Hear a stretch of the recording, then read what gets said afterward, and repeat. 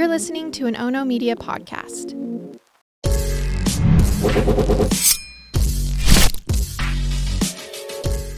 Good morning, and thanks for joining me for Rise in Crime, your morning caffeine hit all about crime.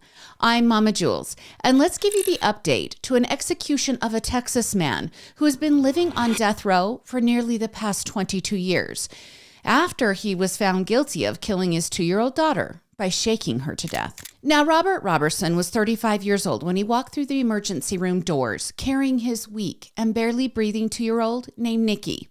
As nurses scooped the limp child from Robert's arms, he explained to the staff that his daughter had fallen from her bed and the fall had caused a head injury. Unfortunately, he said he didn't hear her fall, and when he awoke and found her not breathing, he rushed the toddler to the hospital.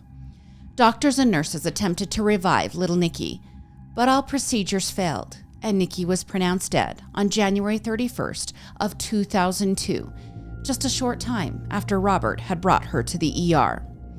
Now, Robert had some difficulties in his past. During the years of 1991 to 1999, Robert had spent time in prison for convicted burglary, theft, and then some various parole violations.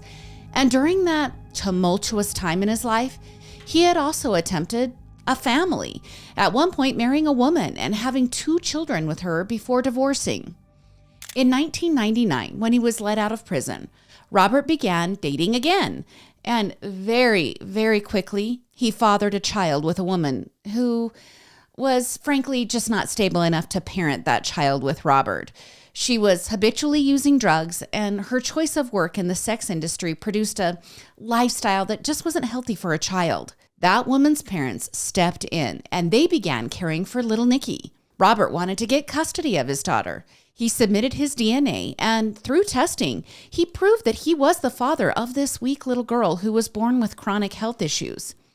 And that's how he eventually was sharing custody of the little girl on that January day in 2002 when she died. Now, upon her death, the doctors and nurses collectively did not think that Nikki had merely fallen from bed. They felt her injuries were mostly sustained by mistreatment from an adult. They paired their death diagnosis with what they called suspicious behavior by Robert. He seemed not engaged in the traumatic situation. After alerting the police about the death of Nikki and the uncharacteristic behavior of Robert, and also their perceived diagnosis of child abuse, detectives launched an investigation. And just one day after Nikki's death, Robert was arrested for her murder. At his trial 1 year later, the central focus of the prosecution's case was shaken baby syndrome. Prosecutors argued that Robert had violently shaken Nikki, leading to her death. They said that in the emergency room, Nikki was found to have a bruise on the back of her shoulder, a scraped elbow, a bruise over her right eyebrow, bruises on her chin, a bruise on her left cheek, an abrasion to her left eye, and multiple bruises on the back of her head. And I'm not done. They also said she had a torn flap of skin in her mouth, bruising on the inner surface of her lower lip, bleeding between her skin and her skull, and then also bleeding in her brain. Doctors then identified the telltale sign that Nikki had retinal hemorrhages. And it wasn't just one doctor. 4 different doctors testified at the trial about the various head and brain injuries. In their testimonies, they concluded that Nikki had too many head injuries in various spots to have sustained that much trauma from just simply falling out of bed.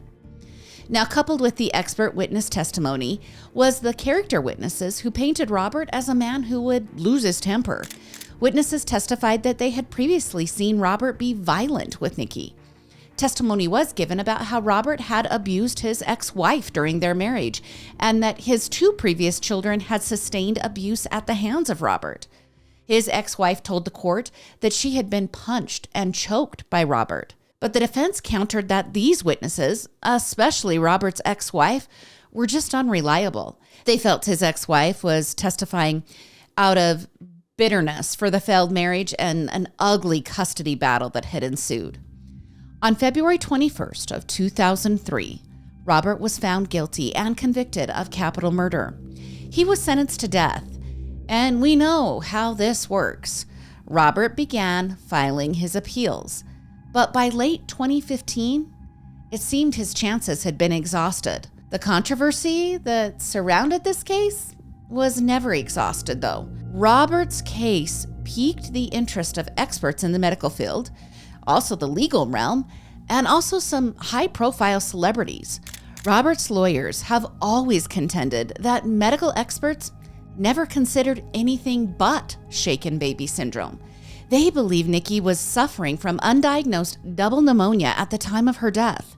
That pneumonia, they believed, had been untreated, and that also medications that were given to Nikki while she was ill had contributed to her death. They say today, those medications would not be administered to a child as young as Nikki. And Robert's lawyers said some of the head trauma could have been caused by the doctors themselves when they were readjusting Nikki's head to intubate the child during life-saving measures. And what about that bizarre perceived behavior by Robert? Well, his lawyers said while in prison following Nikki's death that he was diagnosed with autism, and that newly discovered diagnosis could actually explain his poor social communication on the day of Nikki's death. And then there's the whole idea that has been established and floated amongst the legal and medical circles in the past few years. That idea is that shaken baby syndrome might just be junk science, that the diagnosis became popular in the past couple of decades, but new technology has decreased that diagnosis, and potentially, in Nikki's case, it was just completely wrong. Now, originally, Robert was set to be put to death in 2016, but just 4 days before his death date, a stay of execution was granted, and the court began looking over how other shaken baby syndrome cases had been overturned, and then they were noticing maybe Robert's case should be overturned as well.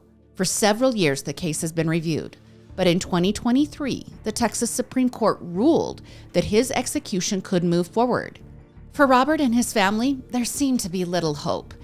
As his October death date loomed, his family and his lawyers reached out to Texas Governor Greg Abbott. It was a long shot that Abbott would delay the execution, mostly because we can look at history. In his decade of service, he has only stopped an execution once in the state that routinely enacts that death penalty. Now, the 30-day stay by Governor Abbott was probably not going to happen. So the U.S. Supreme Court could have also stepped in and delayed or stopped this execution. But last week, the court refused to halt that execution. Now, Justice Sonia Sotomayor urged Governor Abbott to grant the 30-day delay.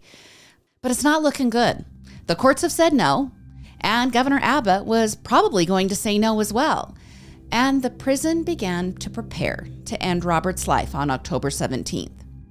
One day before his execution date, the Texas House Committee convened an all-day meeting solely discussing Robert's case. And in a surprise move, the committee issued a subpoena for Robert to testify today, which, by the way, can't happen because by today he would have been executed. Now, the committee felt that Robert should be able to testify about how a 2013 law that intended for people to be able to challenge their convictions when new scientific testing or evidence is established, well, they worried that law was flat out ignored in Robert's appeals. In a very divided world, I think it's important to note that this committee is made up of Texas lawmakers from both sides of the aisle. Both Republicans and Democrats were asking that Robert be given a chance to submit the evidence that his daughter Nikki did not die from shaken baby syndrome. So it's Wednesday, last week, and the lawmakers are saying, hey, we need to hear from Robert. And that leaves the governor or the courts to do something. They either need to grant a stay or they need to willingly not grant it and ignore it. Whatever it is, the lawmakers are asking for action. Tell us what you're going to do because we want to talk to Robert. Well, in the meantime, Robert had been moved to a holding cell adjacent to America's busiest death chamber. That's located in the Walls unit in Huntsville, Texas. The staff was busy getting ready with preparations for his death by lethal injection. Now enter stage left. Best-selling legal thriller author John Grisham. He's been begging the governor and the courts to step in some way. Grisham had previously told reporters that Robert's case had no crime. He said death row convictions ultimately have a murder attached to them. Someone has clearly been murdered. You might have the wrong guy or gal locked up for committing that murder, but you obviously have a murder. He said in Robert's case, it's so infuriating because there's no murder. There was instead an unfortunate and tragic death of a child, but he believes no crime was committed. And it's not just Grisham saying those words. The lead detective from Robert's case, that's the one who testified against him back in 2003, saying he absolutely killed his daughter by shaken baby syndrome. Well, that detective, Brian Wharton, he says the conviction occurred because of a false claim of shaken baby syndrome.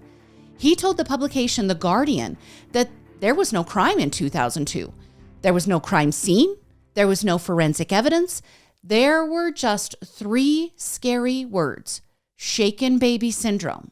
He said without those words, the conviction wouldn't have happened. Well, just hours before his scheduled death time on Thursday, the Texas Supreme Court again met concerning Robert's case. And in an 11th hour turn of events, they issued a temporary stay in the case, allowing Robert to testify this week, today, before the bipartisan Texas Lawmaker Committee. But then, minutes later, after that ruling, the Texas Court of Criminal Appeals reversed that action, and that put the execution back on track. His execution would occur within the next couple of hours. But then, how many buts can I put in this episode? But then, the Texas Supreme Court jumped back in, and they issued that temporary stay, again saying Robert should be able to comply with the subpoena issued by the Lawmaker Committee. He deserves to plead his case before the committee today. Well, that again halted the execution. So it's halted for now. We've got more coming. Gretchen Sween, she's the attorney for Robert. She released a statement on the decision saying, quote, "The vast team fighting for Robert Robertson, people all across Texas and the country and the world, they're elated tonight that a contingent of brave bipartisan Texas lawmakers chose to dig deep into the facts of Robert's case that no court had yet considered, and they recognize that his life was worth fighting for. He lives to fight another day and hopes that his experience can help improve the integrity of our criminal legal system. Thank you to all who have supported Robert, an innocent man on Texas's death row." That led to Texas state lawmaker John Busey telling reporters that Robert has been held in prison on death row for 22 years.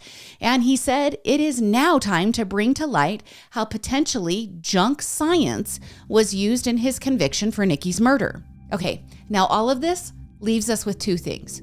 First, Robert is scheduled to be testifying today before that committee of 86 lawmakers. And second, he now has no execution date scheduled.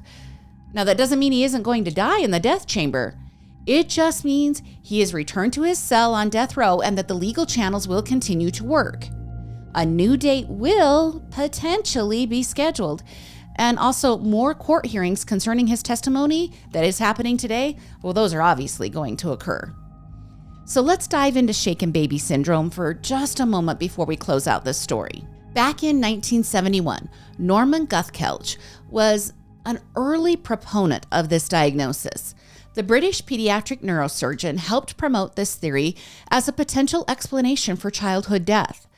But since that time, more than 80 alternative non-violent causes of the symptoms that mimic shaken baby syndrome, well, those have been discovered. Among those 80 options are short falls off maybe like a bed or a chair combined with a medical illness, both of which were allegedly present in Nikki's case.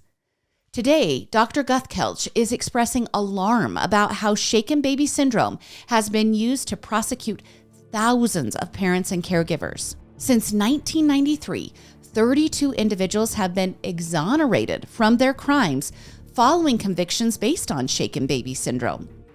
Kate Judson, now she's the executive director of the Center for Integrity in Forensic Sciences. That's a Wisconsin-based nonprofit. Well, she's saying she is seeking to improve the reliability of forensic science evidence. And she told the AP that doctors need to focus on all factors when determining potential child abuse. She said they often only focus on brain bleeding, brain swelling, and bleeding in the eyes. She said that triad of symptoms cannot fully diagnose a child's death or severe injury. She, however, does issue a warning. She's worried the pushback on the diagnosis of shaken baby syndrome will interfere with the prevention efforts that are employed to step in when a child is being abused. She, however, does believe that the doctors in Nikki's case did not consider all possible causes of death, including that illness that she had. Now, as a counterpoint to all of this, a research article in 2021 found that 97% of the over 1,400 convictions related to shaken baby syndrome, well, they've been upheld.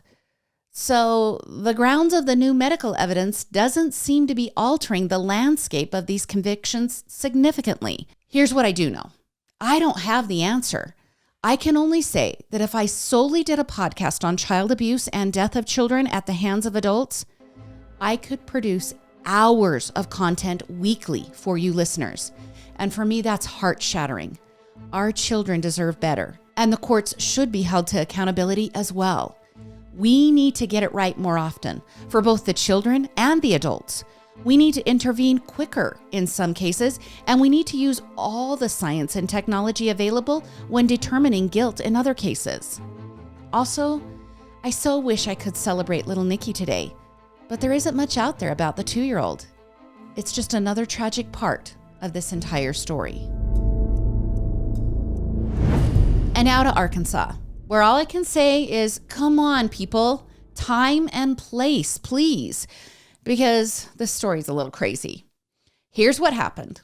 On July 17th of this year, the medical board for the state of Arkansas received an official complaint about Dr. David Define. Now, the family practitioner doctor has connections to Define Family Practice. It's located in Blythe, Arkansas, but he also works out of or has affiliations to offices in Bono and Paragould, Arkansas. Now, in the official complaint, Dr. Define was accused of engaging in sexual acts with his staff, who were also his patients in the clinic. He is also accused of sexually harassing some of the same individuals. And it seems there's video proof. Security cameras in the clinic allegedly show Dr. Define performing a sexual act with a staff member while other staff members watch. Then the video shows Dr. Define walking through the clinic naked. The video footage was viewed by Dr. Bradley Diner of the Arkansas Medical Foundation, and he wrote the following in a statement. The perverse behavior leads to concerns about a sexual compulsive disorder or paraphilia, which may in fact cross boundaries with his delivery of medical care. Simply, the interaction with his office staff suggests an entanglement in his medical practice. Given these additional concerns, I would recommend that he have a more formal professional evaluation for safety to practice. Okay, well, following the review of the security camera footage, a majority of the board members voted yes, that Dr. Define's alleged conduct was an ongoing danger to the public and that his entire practice should be reviewed, which means his license is now suspended.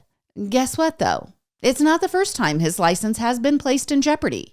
In 2017, this very same board suspended Dr. Define's license for allegedly prescribing an excessive amount of controlled substances to multiple patients. He was also accused of not following up with the patients after prescribing such large dosages. Now, to be fair, we cover all sides in this reporting. Those charges were dismissed, and his license was reinstated due to lack of proof. Dr. Define is currently scheduled to appear at a hearing on December 6th. This one will examine if he violated the Medical Practices Act. Now, I did find a website for Define Family Medical Practice, and on their landing page, you can schedule your weight loss injection and also an evaluation for medical marijuana usage. In the About section, the clinic says it offers a wide range of primary care services. So if the video has on it what they say it has on it, maybe Dr. Define thinks that's what primary care means. The website also says the clinic can handle your immunization needs, your chronic pain management, and also your routine checkups. Now, I'll watch to see how this one turns out, but there's a little bit more included in the story. In a mostly unrelated portion, but timely, that same Arkansas Medical Board suspended another doctor's license on the very same day.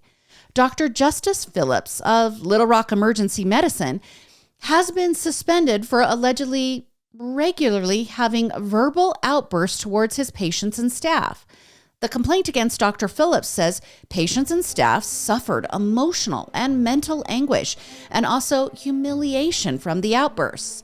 The complaint also says Dr. Phillips sent threatening and sexually inappropriate messages to female staffers, asking for them to meet him alone in exam rooms. He is also accused of slapping staffers on the butt while making sexual comments about the person being slapped and also about other staff members. I'm back to the beginning. Arkansas, it's time and place. Get your kicks away from the office. All right, let's head on over to Montana, where a man was found dead in his tent, but the original suspected cause of death? By bear attack? Well, it's been discredited. 35-year-old Dustin Gearsome was last heard from on the afternoon of October 10th when he was climbing into his black Ford F-150, texting or talking with his family members. See, the gifted builder and handyman had some big plans for the next few days. He was set to meet up with a friend and spend the weekend camping and enjoying the outdoor activities that he had planned in the Big Sky Forest. Now, as a side note, I just drove the Gallatin in Big Sky, Montana about 2 months ago. It's stunning terrain.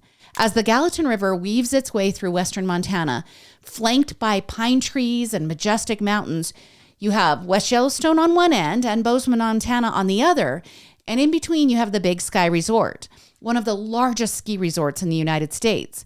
So you've got skiing and fishing and mountain biking and hiking and camping and water activities. You guys, I should work for the Montana Tourism Board. All I'm saying is it's absolutely gorgeous, and it's a place where Dustin loves and lives. He and his friend were supposed to be enjoying all of that beauty, but Dustin didn't show. He didn't make the scheduled meetup with his friend.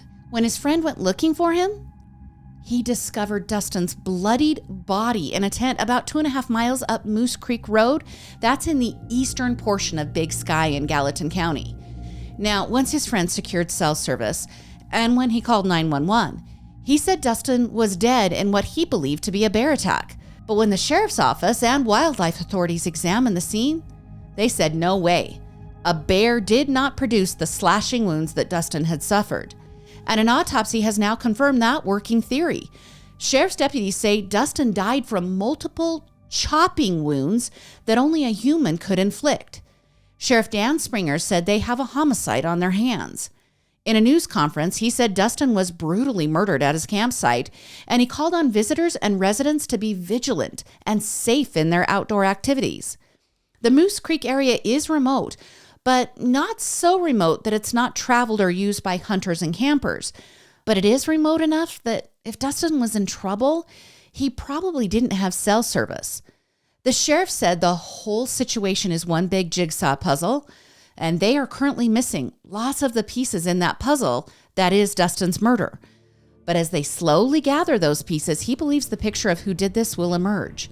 He is begging anyone with camera footage to review that footage and submit anything of interest to the sheriff's office. He said the footage could include that Ford F-150. The sheriff said Dustin left his Belgrade, Montana home on Thursday.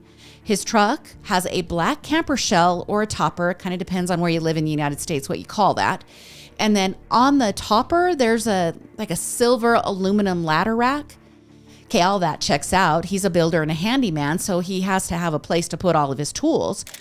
And the sheriff also said Dustin potentially had plenty of camping equipment with him, so that could have been loaded in the back of the pickup truck. They also released that the murder weapon has not been found, and it really hasn't even been realized. They know it's a hard object that can create slashing wounds, but it might not be a traditional knife per se. Could be something different. Okay, here's where the public comes into play. He's asking for anyone with a trail camera or a game camera in the Moose Creek area to reach out. He also wants people with dash cameras who are traveling in the Moose Creek area to review their video footage. This has me thinking about Gabby Petito and how her body was discovered because someone had seen her van in a remote area. That person, they contacted authorities with that footage, and that case broke wide open. Dustin's sister also made a plea to visitors and community members. Okay, her name is Jillian Price. That's Dustin's sister. She believes the person who committed this truly heinous act lives in the valley, and she's asking for anyone who has even the most minor of tips to turn that information over to the sheriff's office. A GoFundMe has been started for Dustin and his family. It looks like Dustin has a daughter. I'm trying to piece together photos, and he has one with a little girl, and in the GoFundMe, he is referred to as a father. But his family is very low profile on social media, so I'm just using context clues here. The GoFundMe has raised over $10,000. I'll keep watching this case as it proceeds, and I'll let you know when I know. All right, that's your Monday episode of Rise in Crime. Thank you for joining me here on the podcast or the YouTube broadcast, however you're listening. I love you guys. I'm so thankful. I have the best listeners out there. I especially love when you interact with me and when I hear what you're thinking about the cases. So please leave me a comment here about what you think happened in these cases, or maybe your strong feelings about the things that we explored today. I also love 5-star reviews and positive comments. It really helps the podcast grow. You could also share it with a friend. That helps as well. You can like and follow us on all of our social media accounts and our YouTube accounts that we have here at Ono Media. That's Murder with My Husband, Into the Dark, and of course, Rise in Crime. Join me again on Thursday for more morning crime news. I'm Mama Jules, and keep safe out there.